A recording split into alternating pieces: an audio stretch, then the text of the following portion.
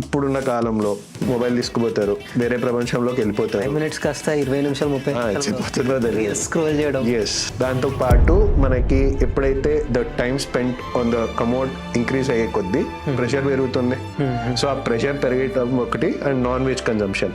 మనకు డైట్ లో కూడా 3 మెయిన్ సోర్సెస్ అండి: కార్బోహైడ్రేట్స్, ఫ్యాట్స్, ప్రోటీన్స్. కార్బోహైడ్రేట్స్ అనేవి ఈజీలీ డైజెస్ట్ అయిపోతాయి. ప్రోటీన్ అంటే నాన్ వెజ్ సోర్సెస్ వరకు they are difficult to digest. మనకి దీంట్లో కూడా గ్రేడింగ్ వైస్ చూసుకుంటే egg and fish are good, chicken and mutton are relatively bad in terms of constipation. Non veg తినడం తప్పు కాదు, నాన్ వెజ్ అతిగా తినడం, నాన్ వెజ్ మాత్రమే తినడం, ఫైబర్ లేకుండా తినడం. ఫిజికల్లీ యాక్టివ్ గా మనం ఉంటే మన ఇంటెస్టైన్స్ కూడా బాగుంటాయి. మనం ఇన్యాక్టివ్ ఉంటే మన ఇంటెస్టైన్స్ కూడా అదే ఉంటాయి. ఎక్సర్సైజ్ కూడా లేదు, అబ్సల్యూట్లీ టైం లేదంటే ఏమనంటే అసలు టైం దొరకట్లేదు. ఎక్సర్సైజ్ బ్యాడ్ టైం త్వరలోనే ఉంది మరి.